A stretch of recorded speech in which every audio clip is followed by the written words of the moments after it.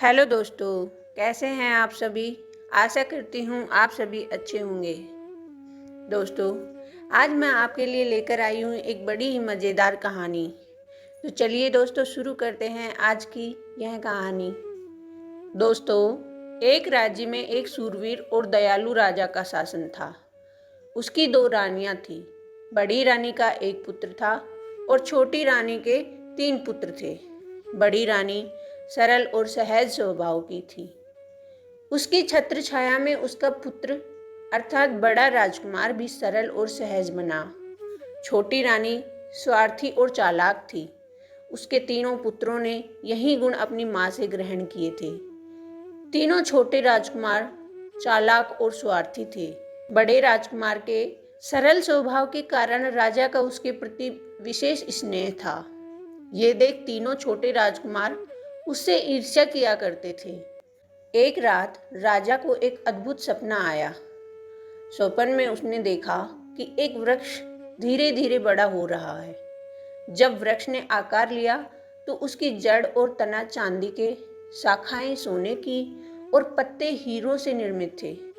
उस वृक्ष पर फलों के स्थान पर मोतियों के गुच्छे लटक रहे थे और उस पर एक सुंदर तोता बैठा हुआ था।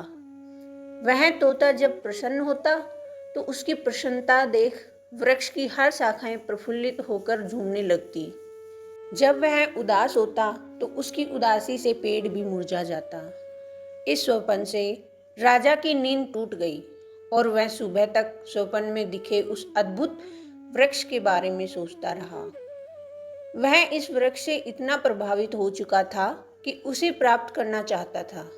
अगले दिन उसने अपने चारों पुत्रों को बुलवाया और उन्हें अपने स्वप्न के बारे में बताकर कहा, पुत्रों, तुम में से जो कोई भी वह वृक्ष लेकर आएगा वही इस राजपाट का उत्तराधिकारी होगा।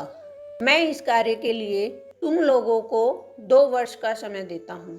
तीनों छोटे राजकुमारों ने जाकर यह बात अपनी माँ को बताई। चालाक रानी उनसे बोली, राजपाट तुम लोगों के हिस्से ही आना चाहिए।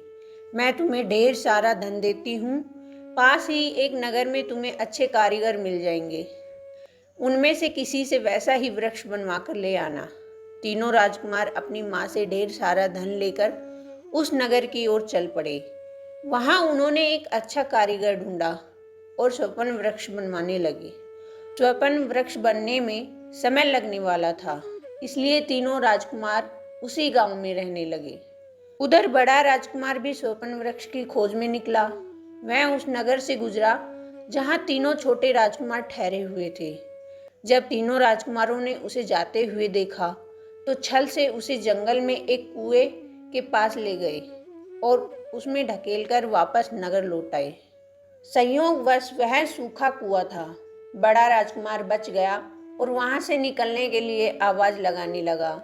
जंगल से गुजरते चरवाहे ने उसकी पुकार सुन ली और कुएं में रस्सी डालकर उसे बाहर निकाल लिया। बाहर आकर बड़े राजकुमार ने चरवाहे का धन्यवाद किया और उसे अपने पिता के स्वप्न के बारे में बताकर स्वप्न वृक्ष के बारे में पूछा। चरवाहे को उस बारे में कोई जानकारी नहीं थी। उसने उत्तर दिया, मैं तो इस बारे में कुछ नहीं जानता, किंतु हो सकता है कुछ दूर समाधि डाले बैठे साधु इस बारे में आपको कुछ बता सकें, किंतु आपको उनके समाधि से उठने की प्रतीक्षा करनी होगी। राजकुमार जंगल में आगे बढ़ा और उस स्थान पर पहुंचा जहां साधु समाधि में लीन था। उसके चारों ओर ढेर सारी झाड़ियां उग गई थी। राजकुमार ने झाड़ियों को साफ किया और वहीं रहकर साधु की सेवा करते हुए उनकी समाधि टूटने की प्रतीक्षा करने लगा।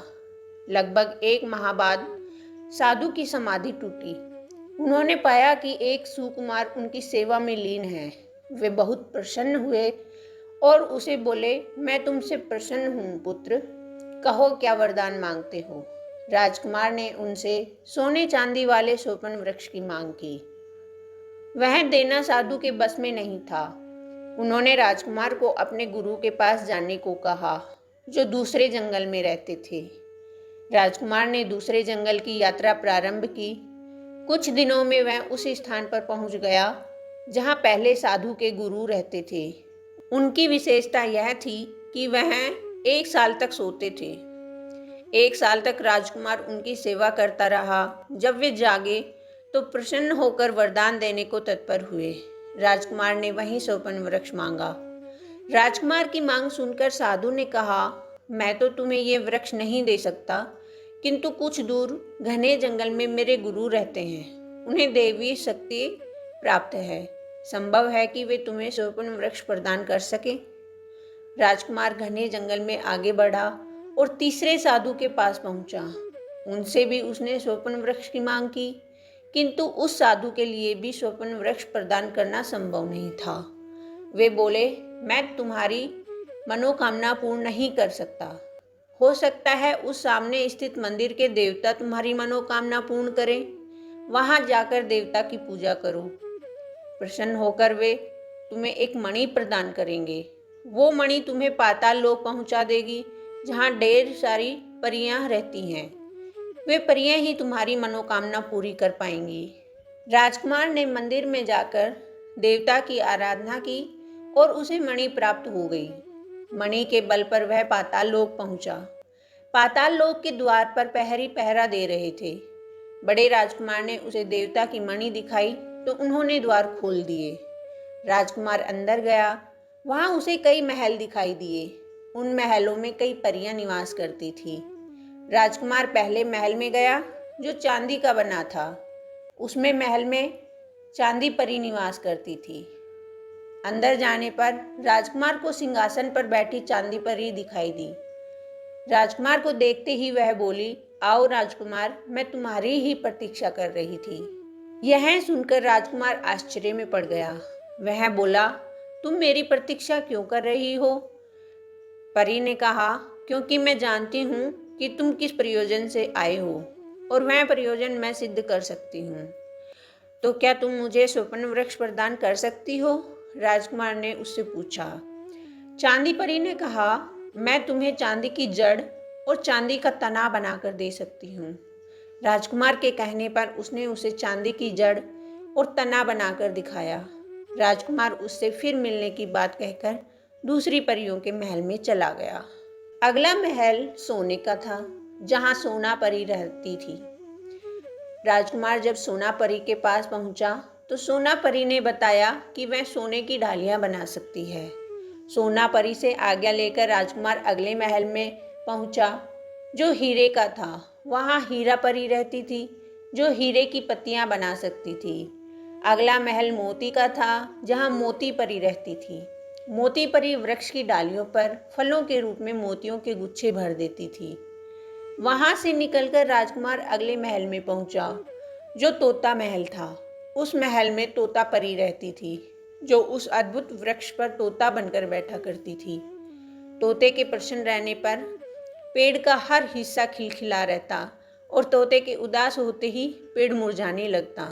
राजकुमार समझ गया कि इन परियों के बल पर वह अपने पिता को स्वप्न वृक्ष बनाकर दिखा सकता है। उसने सभी परियों के साथ चलने का निवेदन किया और सभी परियां उसके साथ पृथ्वीलोक जाने को तैयार हो गईं। देवता की दी गई मणि के सहारे सभी पाताल लोक से पृथ्वीलोक पहुंचे। पृथ्वीलोक वापस आकर राजकुमार सबसे पहले देवता के मंदिर में गया और वहां वह मणि देवता को वापस कर दी। वहां से निकलकर वह परियों के साथ उस साधु के पास पहुंचा जिसने उसे मंदिर का रास्ता बताया था। उसने साधु का धन्यवाद किया तो साधु ने उसे एक रस्सी और लाठी दी। साधु ने उससे कहा, पुत्र, इस रस्सी और लाठी के सहारे तुम अपनी और परियों की रक्षा कर सकोगे और सही सलामत महल पहुंच सकोगे। इस रस्सी और लाठी से तुम कभी भी किसी को अपने पास बुला सकते हो।